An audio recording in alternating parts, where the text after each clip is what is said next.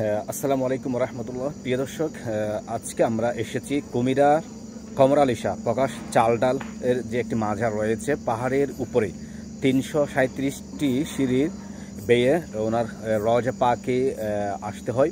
জিয়ারত করার জন্য এসেছি, আপনারাও চাইলে আসতে পারবেন। মহান আল্লাহর এই অলিদের দরবারে আসলেই মনে একটু শান্তি পাওয়া যায়, সেই উদ্দেশ্যে আসা।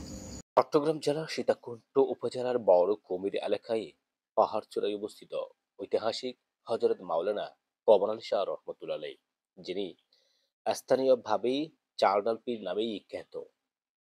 তার মাজার আজও আধ্যাত্মিকতার এক অনন্য কেন্দ্র হিসেবেই পরিচিত। আপনি ওয়ালা আলিশা জেলা পড়াশোনা নামাজ পড়েন।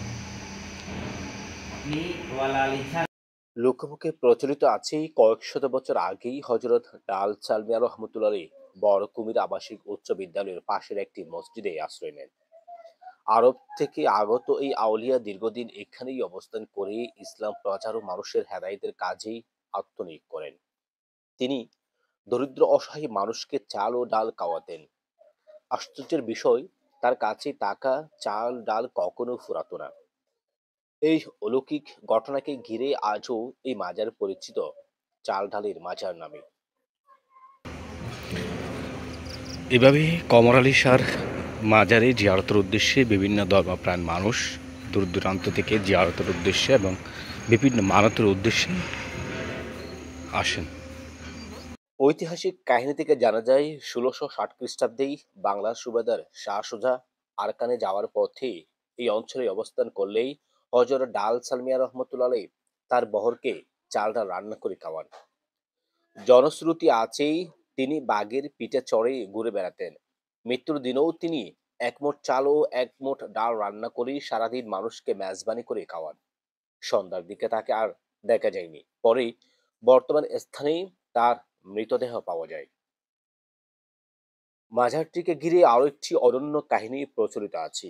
বলা হয়, তিনি গভীর জঙ্গলে ইবাদতের সময় পশু পাখিদের উদ্দেশ্যে বলেছিলেন, তোদের খাওয়ার সমস্যা হবে না কিয়ামত পর্যন্ত। এরপর থেকে আজও এখানে মানতকারীরা পশু পাখির জন্য আলাদা জায়গায় খাবার রাখেন, তারপর মানুষের মাঝে বিতরণ করেন। পাহাড় চূড়ায় অবস্থিত এই বাজারে পৌঁছাতে হলে প্রায় ৩০০ এর অধিক সিঁড়ি অতিক্রম করতে হয়। চারপাশেই সবুজ পাহাড়ার উপর থেকে বঙ্গোপসাগরের মনোরম দৃশ্য ভক্তদের মুগ্ধ করে। সরজমিনে গিয়ে দেখা যায় দূর দূরান্ত থেকেই বহু আশিক ভক্ত মাজারে উপস্থিত হয়েছেন। নিচ থেকে উপরে ওঠার সময় গভীর অরণ্যের বিভিন্ন পোকামাকড়ের শব্দে গা শিহরে উঠলেও উপরে উঠে মনে প্রশান্তি পাওয়া যায়। প্রতি বছর বৈশাখ মাসেই এখানেই অনুষ্ঠিত হয় বার্ষিক উৎসব। এই সময়ে হাজারো ভক্ত অনুরাগী সমবেত হন। মানতি পূরণের জন্য অনেকেই চাল ডাল ও বিভিন্ন দান সামগ্রী নিয়ে আসেন।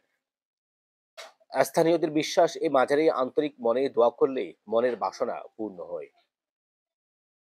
চট্টগ্রামের আধ্যাত্মিক ইতিহাস ও লোক ঐতিহ্যের এক গুরুত্বপূর্ণ অধ্যায় হয়ে আজও কুমিরার চাল ডালের মাজার জনমানুষের ভক্তি ও বিশ্বাসের প্রতীক হয়ে আছে।